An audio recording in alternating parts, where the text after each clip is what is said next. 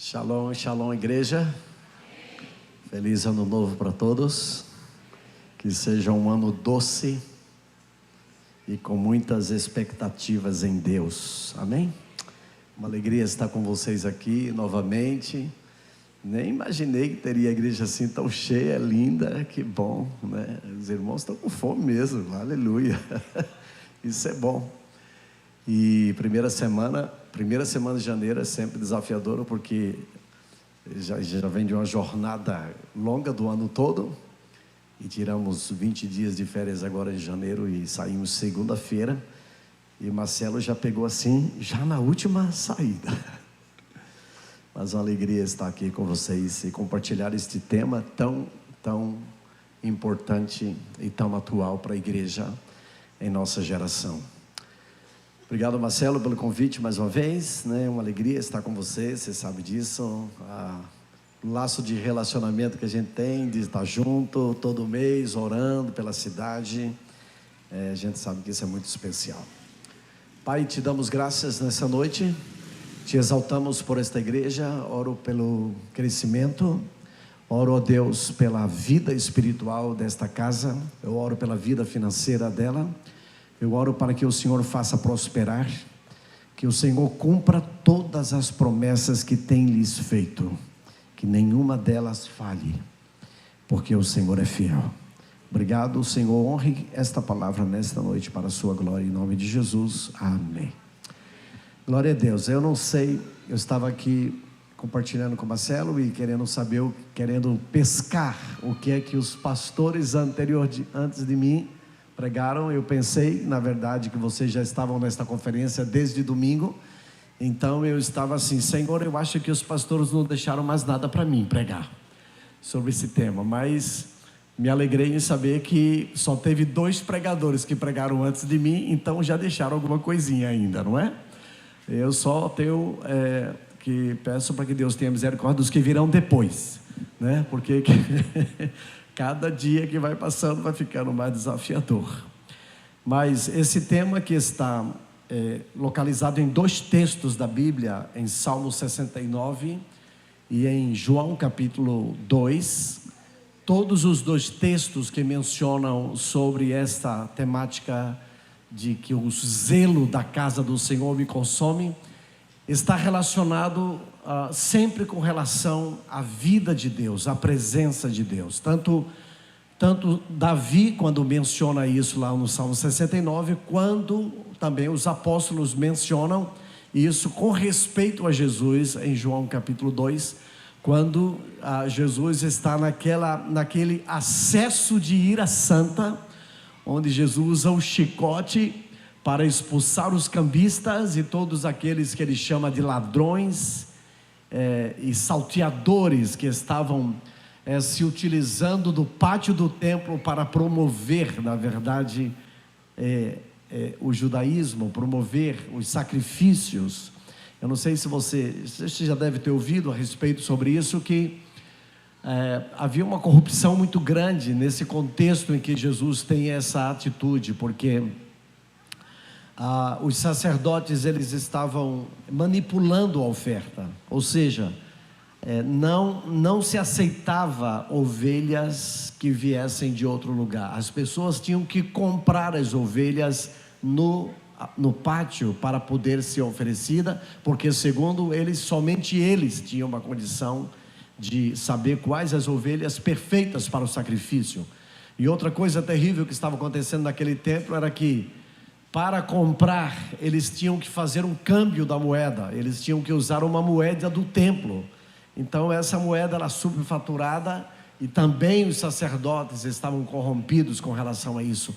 E esse zelo consumiu o coração de Jesus, porque quando Jesus entra e vê aquele cenário, e essa é a primeira vez que ele entra em Jerusalém, e entrando em Jerusalém justamente para morrer, dias depois, e o texto diz que ele se enche com uma ira, e a ira de Jesus ali era uma ira por defender a honra e a presença de Deus, e ele usa o chicote e derruba os cambistas, as mesas dos cambistas e os animais, e imagina como deve ter sido esta cena literalmente naquela época, naquele momento. Então a gente pode assim imaginar, quem assistiu o filme The Chosen, quem acompanha aí o seriado, eu acho que o ano passado eu falei sobre esse seriado, e eu acompanho e gosto muito, e quem acompanha sabe e pode perceber um pouco mais ou menos a configuração do que deve ter sido.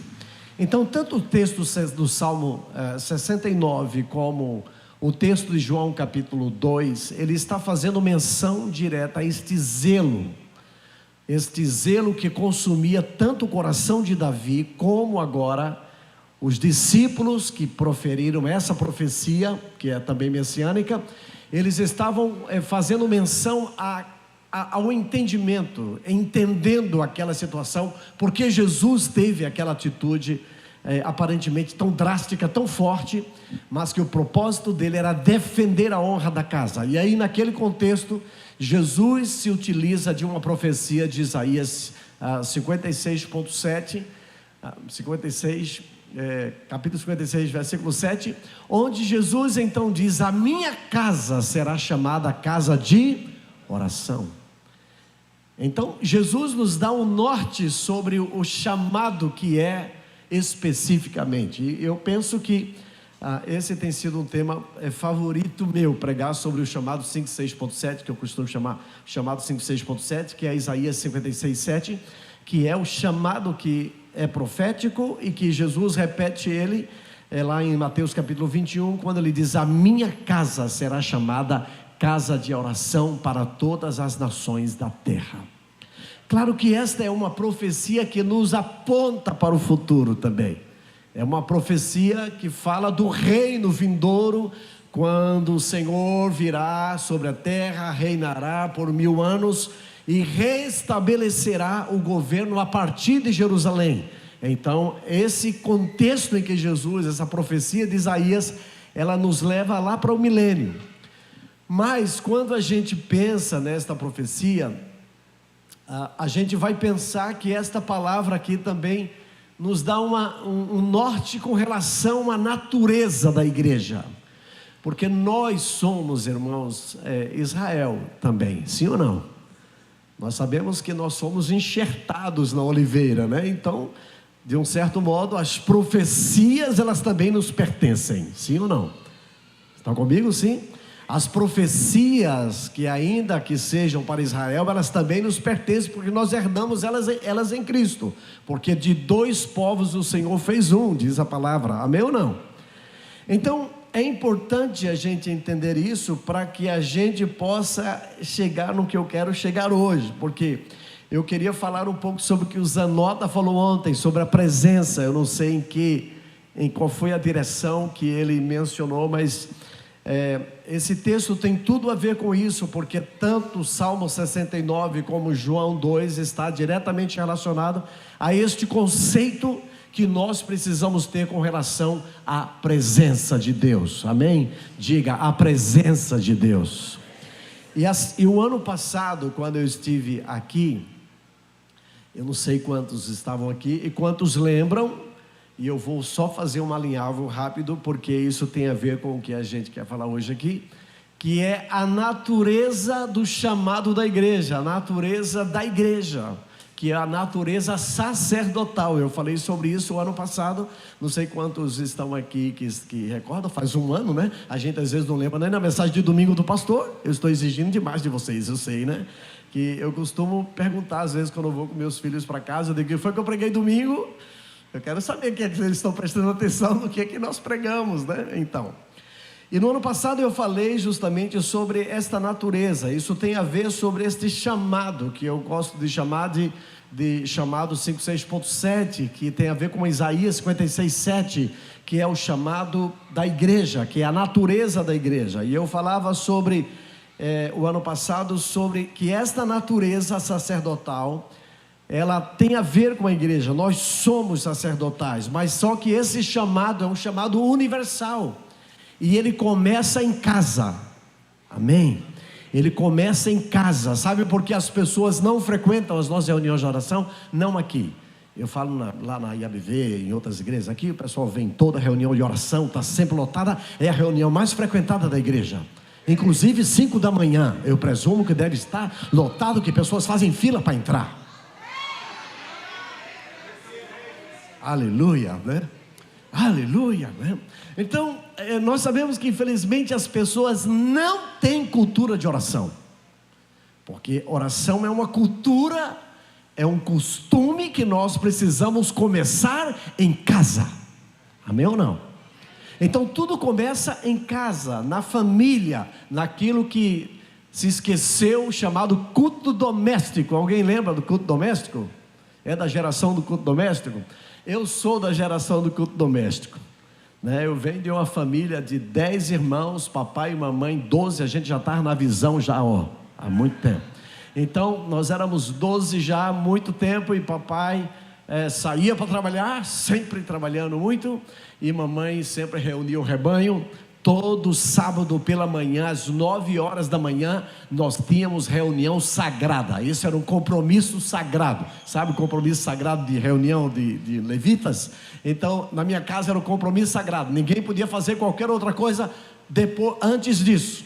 Então nós tínhamos pelo menos ali 40 minutos, todo sábado. Mamãe pegava um texto da palavra, orava, nós cantávamos, meu irmão tocava no piano, e nós cantávamos ali, e dava 5 minutos, cada um ia para um canto da casa, e era um apartamento pequeno, com 3 quartos para 12 pessoas, você pode imaginar como seria, e era uma coisa maravilhosa, um só banheiro, aleluia, uma coisa fantástica, né? E na verdade eu falo só um banheiro, mas era só o banheiro, não era também só tinham 5 cuecas na casa, era só dos mais velhos. Mas deixa isso para lá, eu vou falar o que importa. E mamãe nos dava 5 minutos para sair e decorar um versículo que iria ser compartilhado, e tínhamos que voltar para a reunião com aquele versículo decorado. Então nós crescemos entendendo que nós precisávamos criar esta cultura de vida com Deus e vida de oração, amém? Então quero incentivar aqui os pais, as mães, voltem às reuniões de oração na sua casa. As pessoas não têm prazer em ver a reunião de oração na igreja porque não começa em casa. E a cultura bíblica, a cultura cristã, ela começa em sua família, em sua casa, amém ou não? E eu li isso o ano passado, quando citei o texto de Gênesis capítulo 18, versos 16 a 19, eu só leio o verso 19, pois o Senhor está dizendo assim para Abraão: pois eu escolhi para que ordene a seus filhos e a seus descendentes que se conservem no caminho do Senhor. Então veja que quando o Senhor chama Abraão, o propósito de Deus em primeiro lugar com Abraão foi escolhê-lo para que ele pudesse ordenar a sua casa. Pais, ordenem a sua casa. Pais, tomem conta da sua casa. Você é responsável, são os sacerdotes da casa. Então chame seus filhos para as reuniões e façam reuniões de oração com eles. Aí quando o pastor chamar, eles vão ter prazer em vir para as reuniões de oração, porque começou em casa, amém? Então isso vai seguir lá para Êxodo capítulo 19, quando o Senhor então chama o povo, dizendo assim: se vocês obedecerem fielmente, guardarem a minha aliança, vocês serão para mim um tesouro pessoal. Embora toda a terra seja minha, vocês para mim serão um reino de sacerdotes. Então quando o Senhor chama Israel, Deus tinha um propósito, era que Israel fosse uma nação de sacerdotes. Depois isso vem para a igreja. Eu li isso ano passado, não vou compartilhar, só quero citar o texto. 1 Pedro 2,9: vós porém sois geração eleita, sacerdócio real, nação santa. Isso ele está falando para a igreja já. Então esse é algo que herdou de Israel. Apocalipse 1,6: e nos constituiu reino e sacerdotes para servir a seu Deus e Pai. A Ele seja a glória e poder para todos sempre, amém. Depois a gente lá em Apocalipse tem uma visão, uma cosmovisão das nações, porque você vai perceber no versículo final de capítulo 5, 8 a 10, quando ele diz: com teu sangue comprastes para Deus gente de toda a tribo, língua, povo e nação, e tu os constituíste reino e sacerdotes para o nosso Deus, e eles reinarão sobre a terra. Então perceba que começa com Abraão, se estabelece em Israel, vai para a igreja e toma as nações da terra. Então o chamado nosso é o chamado sacerdotal. Diga: eu sou sacerdote. As mulheres também, eu também sou sacerdote. Você tem um chamado sacerdotal, amém? Porque a gente cresceu, pelo menos eu, muitas vezes ouvi que o marido, o pai é o sacerdote da casa. Todos somos sacerdotes, amém? Porque agora você não precisa necessariamente do pastor para chegar até Deus. Sim ou não? Você pode você mesmo, você não precisa de um padre para confessar os seus pecados, porque Cristo de uma vez por todas abriu o acesso, e agora podemos entrar na presença dele, aleluia, e podemos compartilhar o nosso coração com ele, amém? Porque ele nos chamou para sermos sacerdotes. Então, a primeira coisa, quando Jesus nos diz assim: a minha casa será chamada casa de oração, nós precisamos entender que este chamado é um chamado coletivo para a igreja, não é um chamado para o ministério de intercessão. O ministério de intercessão é meu, é seu, é seu, é seu, é seu, é seu, é seu, é de todos nós o ministério de intercessão. Ainda que tenhamos uma equipe de elite, que são os caça-demônios. Lá na minha igreja a gente tinha, a pastora Marisa liderava, a pastora Marisa Fernandes. Quando tinha alguém demorado, Marisa e Fernandes aqui. Então eles corriam lá, né? As pessoas, né, sabiam, achavam que essa era uma ação apenas daquele pessoal ali. Não, essa é uma atividade de toda a igreja. Deus chamou cada um de nós para fazer esta obra. Você pode expulsar demônios. Aleluia. A autoridade que está em mim, que está no Marcelo, está sobre você também. A autoridade que está sobre os músicos também está sobre você. Não necessariamente para cantar, mas está na autoridade para fazer isto e fazer com que o nome do Senhor seja exaltado em todo lugar. Você crê nisso, sim ou não, gente? Uma irmã ligou para mim 3 horas da manhã. Você pode imaginar alguém ligando para você 3 horas da manhã? Naquela época, telefone, que Deus o tenha, o telefone fixo. Alguém aqui ainda tem telefone fixo em casa? Meu Deus, ninguém, né? Então naquela época tínhamos telefone fixo 3 horas da manhã. E quando o telefone toca 3 horas da manhã, notícia boa? Sempre a notícia é ruim, não é verdade? É verdade que uma irmã uma vez ligou 12h30 da manhã para mim, e quando eu atendi o telefone, senhor pastor, desculpa, o senhor estava dormindo? Eu estava, irmã, mas o que você está precisando? Ela disse: não, é porque eu ganhei um telefone e eu queria dar as primícias para o senhor. Eu disse: irmã, você não poderia esperar 6 da manhã para dar essas primícias? Mas 3 horas da manhã o telefone toca, e quando eu atendo o telefone, era uma irmã dizendo: pastor, tem uma pessoa endemoniada, uma vizinha minha aqui, por favor venha me ajudar. Eu já orei aqui, já tem 2 horas que eu estou orando e não acontece nada, e o demônio disse que não vai sair. O senhor pode vir aqui? Eu disse: irmã, eu posso, mas eu não vou. Aí ela parou: pastor, por que você não vem? Eu disse: não venho porque a mesma autoridade que está dentro de mim está dentro de você, e você pode expulsar este demônio. Você só precisa crer que você tem autoridade, e ele precisa crer também que você sabe que você tem autoridade sobre ele. E aí eu orei por ela, eu disse: em nome de Jesus, Senhor, faz com que minha irmã agora creia que a autoridade de Jesus que está em mim está sobre ela, e que ela agora consiga fazer o serviço. E desliguei, e eu disse: qualquer coisa que falhar, você me liga. E ela não me ligou mais. Aleluia, glória a Deus. E quando foi no domingo, ela chegou feliz: pastor, você não sabe o que aconteceu? Eu disse: imagino, mas conta para mim. E ela disse: eu voltei lá, e eu olhei para aquela pessoa e disse assim: olha, Satanás, o pastor disse para mim que eu tenho autoridade de Jesus, então saia agora em nome de Jesus. E o diabo saiu. Então nós temos que muitas vezes parar de transferir responsabilidades que Deus deu a cada um de nós. Amém? Então olhe para a pessoa ao seu lado: agora você já pode expulsar demônio. Amém? E você sabe que aquilo que é muito dado também será muito exigido. Então você acabou de ouvir, então vai acontecer alguma situação essa semana aí. Não chama o pastor, você vai resolver. Aí depois você conta para ele o que aconteceu. Amém? Então, o chamado que nós precisamos ter, esse entendimento, é que o chamado que eu e você temos é sermos casa de oração. É a nossa natureza. Amém? Diga, a minha natureza é ser casa de oração.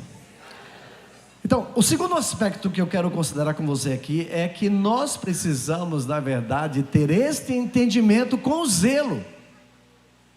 Porque está escrito: o zelo pela casa me consome, diz o Senhor.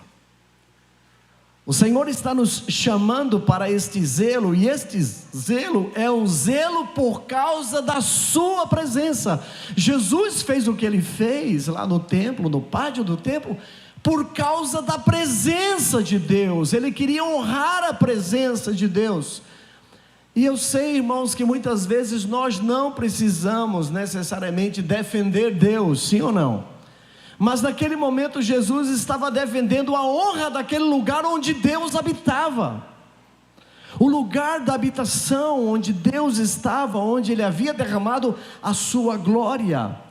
E até por isso, nesse contexto que a Bíblia fala assim, que a glória da segunda casa será maior, porque a presença de Deus em Jesus ali estava. Então, quando a gente olha para esse entendimento, nós precisamos pensar que existem dois aspectos importantes com relação à presença do Senhor. O primeiro aspecto tem a ver justamente com a própria palavra para a presença. A palavra para a presença na Bíblia, ela está associada à face de Deus. Então, quando a gente fala de estar na presença, é estar diante da face. E a palavra presença é a mesma palavra para relacionamento na Bíblia. A palavra hebraica panim, ela é tanto presença como ela é relacionamento. Diga comigo, panim é relacionamento e também é presença. Amém? Então aprende isso é muito importante. Por quê? Porque quando Adão, a primeira visão que Adão tem é de quem? Da face de Deus. Quando Deus diz assim, sopra sobre Adão, soprou sobre ele o fogo de vida. E quando a primeira visão que Adão tem, provavelmente é a visão da face, é a visão da presença.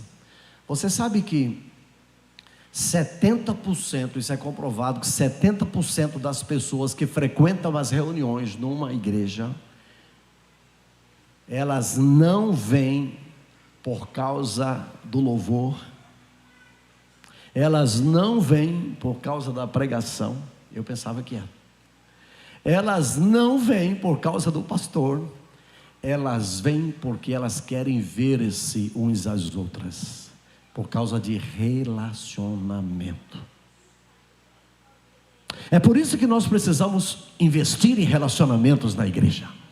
Por isso que os grupos pequenos são tão importantes para promover relacionamentos, promover conexões. E relacionamento tem tudo a ver justamente com Deus, porque Deus é um Deus de relacionamento. Pai, Filho e Espírito Santo. Há um livro que fala sobre a dança da Trindade. É o Pai, o Filho e o Espírito Santo que conversam. O Pai glorifica o Filho exalta o Espírito exalta o Pai exalta o Filho, e um exalta o outro, porque na verdade eles são um.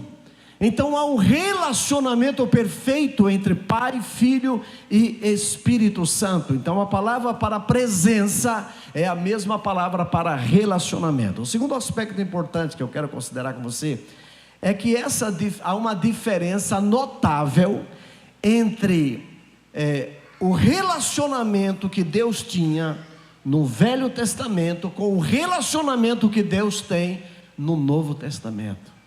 Deixa eu explicar.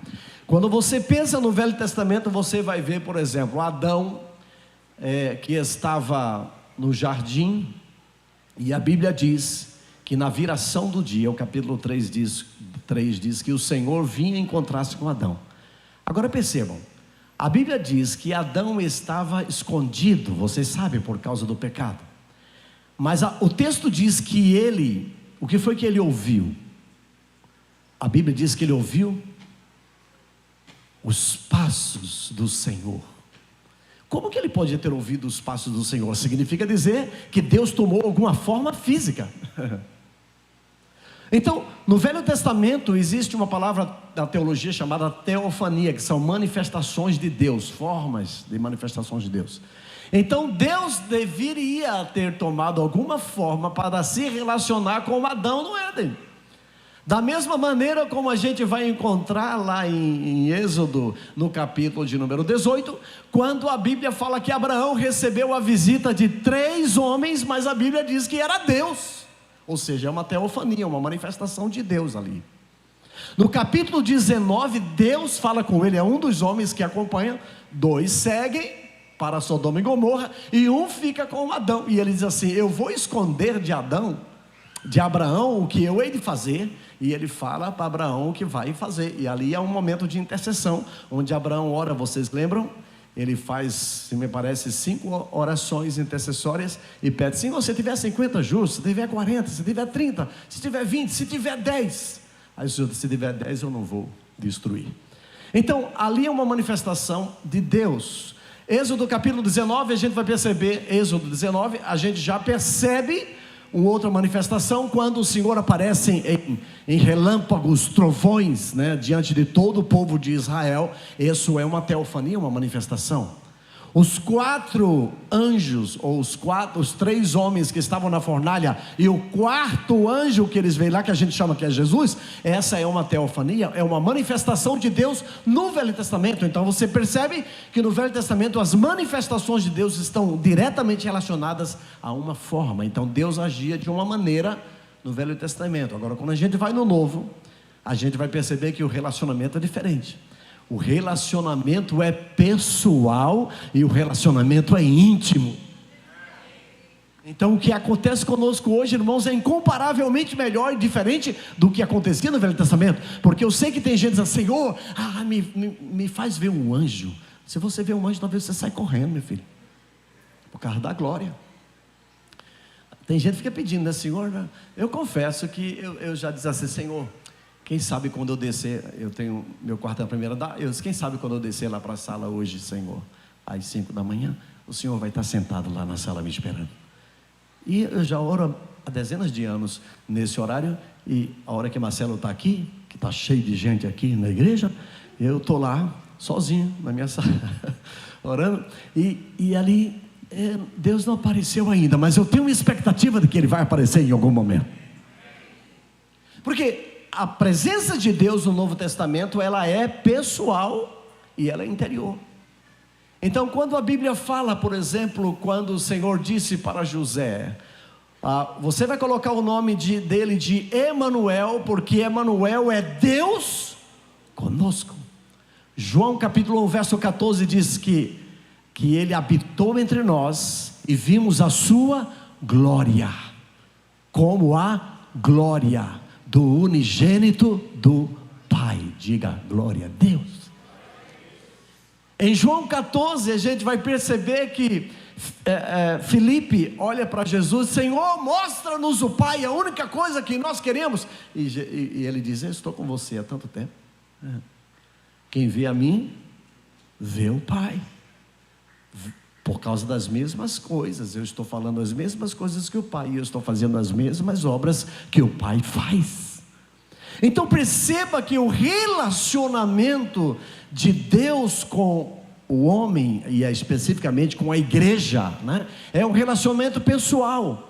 Quando Jesus vai aos céus, ele diz assim: eu vou, mas eu vou enviar outro Consolador. Ou seja, Jesus era um Consolador que estava presente, mas ele disse: eu vou enviar alguém mais. Eu estou presente, mas eu não estou presente em todos os lugares, mas eu vou enviar alguém que vai estar dentro de você e vai habitar em você em todo lugar. Então era necessário que Jesus fosse, porque o Espírito Santo, ele habita dentro da casa. E quem é a casa? Somos nós, amém? Então esta presença no Novo Testamento é completamente diferente do Velho Testamento. O Velho Testamento eram manifestações teofânicas. O Novo Testamento são manifestações pessoais e são manifestações interiores. E é por isso que isso é tão importante, irmãos, porque eu percebo que isso nós muitas vezes não temos, talvez a igreja não tenha valorizado isso. A gente se acostuma tanto com determinados ensinos bíblicos que a gente parece que desvaloriza eles. E uma terceira coisa importante é que em nossos dias esse zelo pela presença, ele é gerado por meio de expectativa. Você precisa ter expectativa. Amém? Expectativa. Quando eu estava falando aqui, Senhor, quem sabe eu vou descer lá e vou te encontrar assim pessoalmente. Expectativa. Você acha que não pode acontecer isso? Claro que pode. Comigo e também com você. Pode aparecer, ter experiências pessoais. Eu tenho dito, Senhor, nós precisamos em nossa geração ter experiências fortes. E eu sei que a gente conta muita experiência. O mar se abriu, o rio Jordão se abriu. Irmãos, eu confesso que eu digo a você, Senhor, eu creio em tudo isso, mas eu gostaria de ter as minhas próprias experiências. E quando você diz que quer ter as próprias experiências, Deus vai ouvir isso, viu? Esses últimos 5 anos, eu experimentei experiências assim muito fortes. Capítulo da minha vida, 19, 20 e 21, os 3 anos, eu costumo dizer que foram os anos mais difíceis de minha vida ministerial. Mas Deus estava me tirando de um lugar e querendo me levar para um outro lugar. Às vezes a gente pede experiências a Deus e não sabemos o que estamos pedindo, porque muitas vezes Deus vai nos conduzir nessas experiências, e quando a gente lê na leitura bíblica, a gente acha muito poético, lindo e muito interessante, mas de fato foi, mas não é tão assim, sabe, rápido como a gente vê na Bíblia assim, né?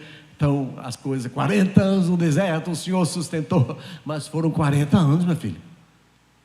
40 anos comendo maná. Eu sempre digo maná de manhã, maná de tarde, maná de noite.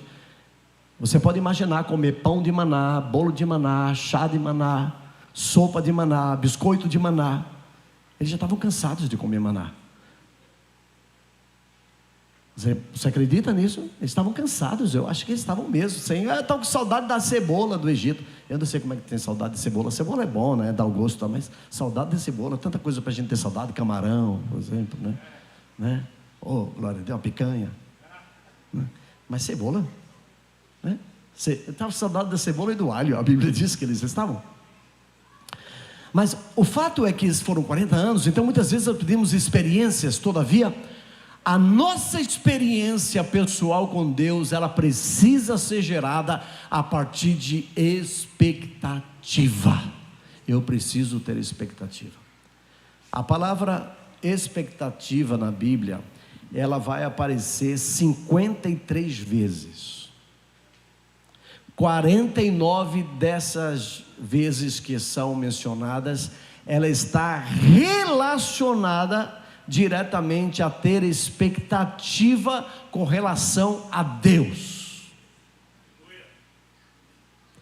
E essa palavra expectativa, irmãos, é muito interessante, porque esta palavra é como alguém que está escondido atrás de uma rocha e está espreitando para ver se Deus vai aparecer e agarrá-lo.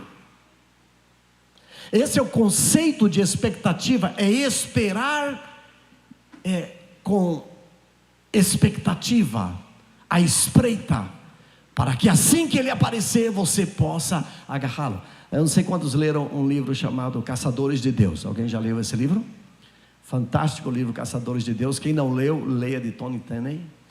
É um livro fantástico que fala sobre aquela igreja que teve uma experiência da presença de Deus tão gloriosa, mas eles estavam buscando com expectativas.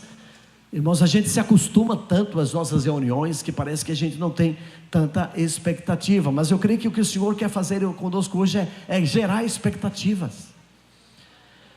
Porque eu não sei vocês, mas não sei se vocês concordam comigo, mas e aqui não tem isso. Mas você já participou de algum culto, desculpe a expressão, um culto ruim? Sabe aquele culto chato? que você vai, a música, meu Deus, não tem vida. A pregação, essa semana eu fui a um lugar e estava lá uma pessoa pregando e a pessoa falou 30 minutos e começou a me dar sono. Eu disse: Jesus, é a tua palavra, acorda a carne, sai de mim também. Né? Mas olha, irmãos, culto ruim é ruim. Você ir para um culto e você sair, eita, culto ruim. Já foi assim teve alguma experiência assim? Aqui não, né? Se você disser que teve, o pastor vai. Ninguém disse, só 2 pessoas. Né? Agora, culto bom é bom. É ou não é? É ou não é, gente? Vocês estão aqui comigo, sim ou não? Quem está dormindo, diga amém. Toda igreja tem gente. Todo lugar que eu prego tem gente que dorme, desculpa, viu, gente? Culto bom é aquele culto que quando termina aquela reunião, meu Deus, que reunião hoje. O pastor estava cheio, né? Eita, ouviu a revelação? A gente só sai aqui, assim daqui. Existe o lado bom, irmã, de sair só assim daqui, mas existe o lado ruim de culto bom também. Sabe qual é o lado ruim de culto bom? É a gente se acostumar a achar que a gente já recebeu tudo. Foi bom demais, eu acho que realmente não sei se tem mais alguma coisa de Deus ainda para a gente, porque a gente já recebeu tudo. E esta palavra aqui, expectativa, ela tem a ver justamente com esse lugar de esconderijo. Deus está escondido atrás de uma rocha, e eu estou esperando Ele passar, e na hora que Ele passar eu vou agarrá-lo. Essa expectativa que precisa ser gerada no coração da igreja. Nós precisamos ter expectativas, irmãos. A gente precisa vir para a reunião com expectativa, como vocês estão vindo com esta semana, 7 dias de primícias. Aí quando tem um movimento assim na igreja, as águas são agitadas, não é? Porque água parada apodrece, tem que agitar mesmo as águas. E quando a gente cria esta expectativa de 7 dias, alguma coisa vai acontecer, aí de fato a gente recebe mais, porque nós geramos expectativas. Quando a gente vai para um congresso de adoração, onde todas as pessoas vão com a expectativa, Deus vai fazer algo, então a presença vem. Por quê? Porque há expectativas. Significa dizer que eu e você precisamos ser crentes com expectativas da presença de Deus. E por que eu falo isso? Por exemplo, faz tempo que eu fui assistir um jogo do meu glorioso Santa Cruz. Que Deus o tenha e que amanhã ele consiga ganhar a primeira, depois de 8 meses. Mas recentemente eu fui com meu filho mais velho e fui assistir o time de um time chamado Esporte aí. Esporte, eu acho que é Esporte o nome. Aí eu fui com ele assistir. Aí estava lá, né? A ilha lotada, gente, luzes, não sei o que. Eu acho que eu era a única pessoa que chorou naquele estádio. Todo mundo estava rindo, brigando, gritando: o Esporte, o melhor do Nordeste, não sei o que.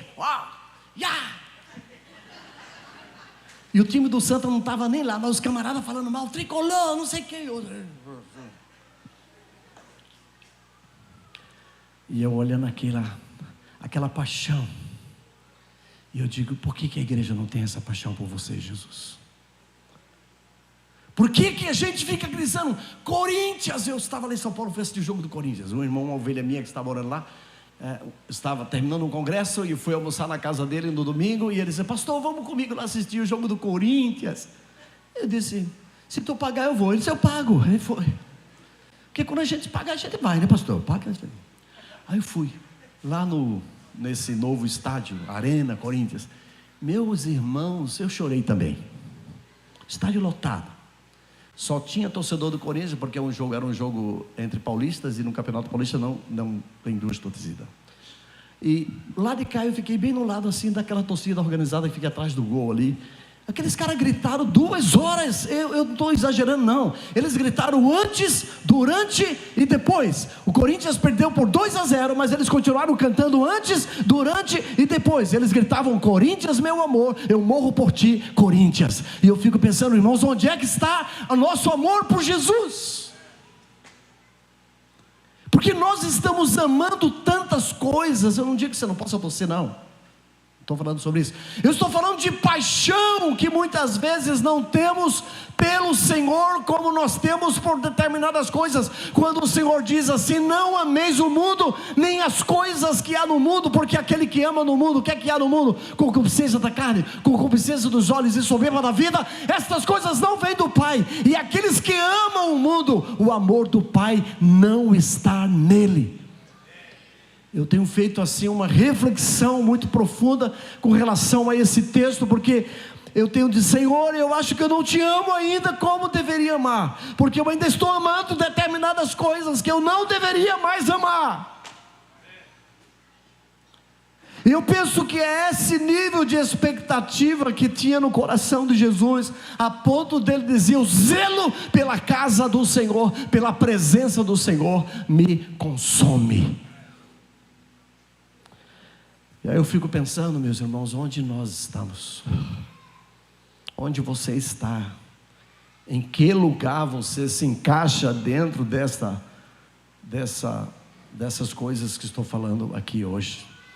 Porque eu digo isso porque a igreja precisa ser despertada, porque enquanto que no Velho Testamento é manifestações Deus se manifesta em formas, no Novo Testamento a manifestação dele é pessoal e é interior. Mas quando a gente olha para o futuro, a gente vai pensar que Jesus vai nos governar. A gente vai estar com Ele, a gente vai andar com Jesus. Nós seremos como anjos, diz a palavra, e nós estaremos servindo ao Senhor pelos séculos dos séculos, por todas as gerações, de eternidade a eternidade, nós estaremos para sempre com Jesus. E não existe coisa melhor do que isso, irmãos. Nada, a Bíblia diz que nada pode se comparar com o que Deus tem preparado para aqueles que o amam. Nada, irmãos, nunca subiu ao coração, nunca os ouvidos ouviram, nunca os olhos perceberam o que Deus preparou. As coisas mais extraordinárias que você possa ter visto aqui na terra não se compara com aquilo que vai ser revelado ainda. Então nós temos que ter expectativas, muita expectativa. E é essa expectativa que deve fazer eu mudar de vida. É essa expectativa que me faz querer Jesus. É essa expectativa que me faz morrer para mim mesmo na minha casa. Quando me faz dar a primazia para minha esposa. Quando me faz pedir perdão aos meus filhos quando eu erro com eles.